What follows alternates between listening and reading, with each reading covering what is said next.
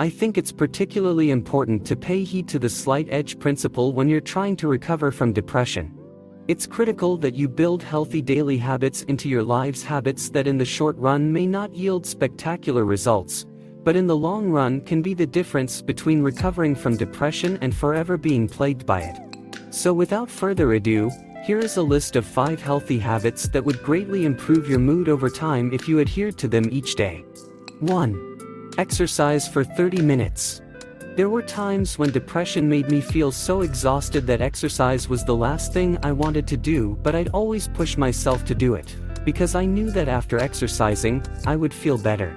Now exercising for one day may not make a huge difference, but research suggests that regular exercise can increase the level of brain serotonin and brain endorphins, both of which have mood-lifting properties.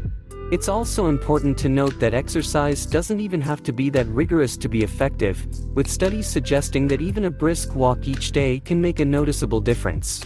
2. Read 10 pages of a quality self-help book. Again, this is doable, isn't it? It doesn't take very long, and you can even do it in bed. Now, will reading 10 pages one day make a big difference to how well you can handle your depression? Probably not. But if you read 10 pages every day for a year, that's 3,650 pages, which is 10 to 15 books. Do you think reading 10 to 15 self-help books will arm you with some valuable skills to help you combat your depression? Undoubtedly. 3. Eat healthily. This is vital to good health, including mental health, but it's something a lot of people with depression don't adhere to. When you're trying to recover from a mental illness, it's critical that you eat a balanced diet, and I can't stress this highly enough. Lay off the drugs and alcohol. When it comes to substance abuse, the slight edge principle is perhaps at its most applicable. If you drown your sorrows in alcohol or drugs once, then it's not the end of the world.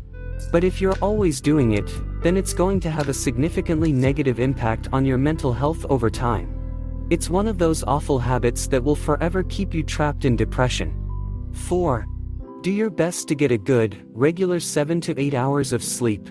If you don't think getting a good night's sleep will help your mental well-being, then just try it for a few months.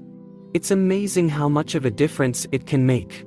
If you find it very difficult or impossible to get a good night's sleep, I'd recommend educating yourself about sleep hygiene.